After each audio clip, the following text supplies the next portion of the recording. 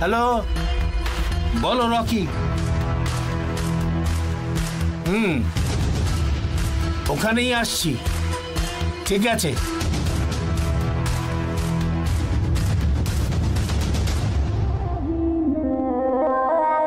এবার Rocky শিবানীকে target করবে আর police রকিকে target করবে,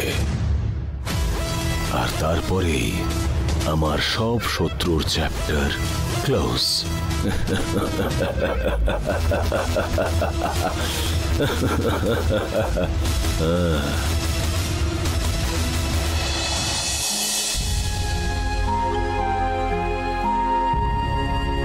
কি বলছে কমলা মা?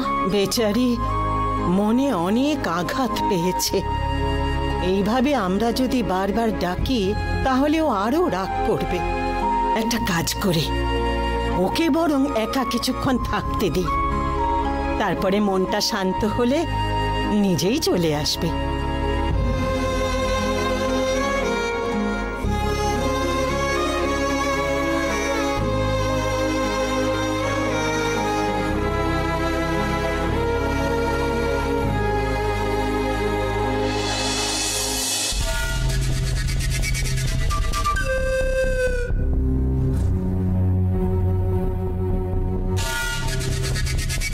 চলে এসেছে।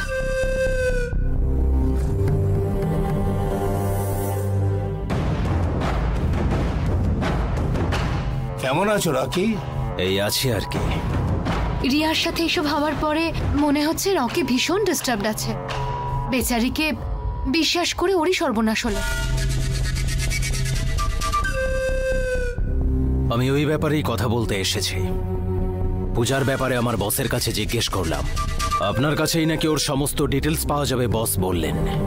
পূজা একটা সময় শিবানীর বাড়িতে কাজ করত।